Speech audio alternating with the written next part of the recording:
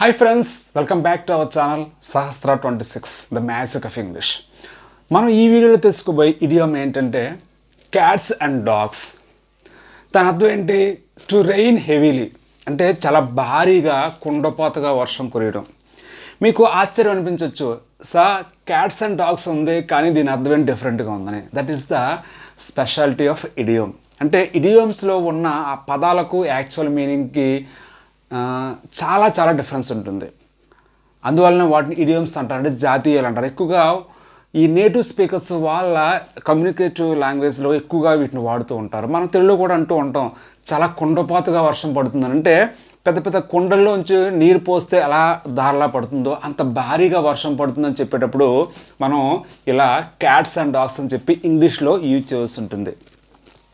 Examples: it has been raining cats and dogs for 2 days. గత 2 రోజులుగా భారీగా వర్షం కురుస్తుంది, చాలా భారీగా చాలా పెద్ద వర్షం కురుస్తుందని చెప్పేటప్పుడు ఇలా అంటూ ఉంటాం.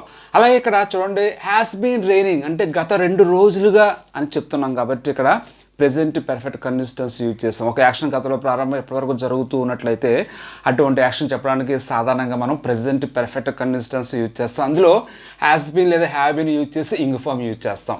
Next one, it had reigned cats and dogs before I visited Delhi. నేను ఢిల్లీ వెళ్ళకముందు అక్కడ చాలా భారీగా వర్షం పడింది. ఇక్కడ చూడండి 2 యాక్షన్స్ ఉన్నాయి, ఐ విజిటెడ్ ఢిల్లీ, అలాగే it had reigned cats and dogs. అయితే ఈ 2 యాక్షన్స్లో ముందు ఏది జరిగింది?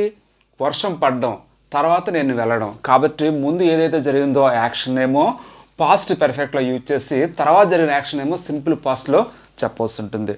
అందువల్ల నేను వెళ్ళకముందు ఢిల్లీలో భారీగా వర్షం పడింది. నేను వెళ్ళడం అనేది ఐ విజిటెడ్ ఢిల్లీ, భారీగా వర్షం పడడం అనేది it had reigned cats and dogs. Okay, clear?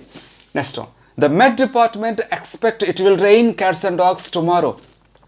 రేపు భారీగా వర్షం పడుతుందని చెప్పి మెట్ డిపార్ట్మెంట్ అంటే వాతావరణ శాఖ అంటే మెట్రలాజికల్ డిపార్ట్మెంట్ ఏమో ఎక్స్పెక్ట్ చేస్తుంది, అంటే ఊహిస్తుంది, అంచనా వేస్తుంది. దాన్ని ఫోర్కాస్ట్ అని కూడా చెప్పొచ్చు. ఇక్కడ చూడండి, రేపు పడుతుందని చెప్తున్నాం కాబట్టి ఫ్యూచర్ కాబట్టి ఇట్ యూజ్ చేసి it will rain cats and dogs అన్నాం. అంటే భవిష్యత్తులో జరుగుతుంది కాబట్టి విల్ కానీ షెల్ కానీ యూజ్ చేసి చెప్పాల్సి ఉంటుంది.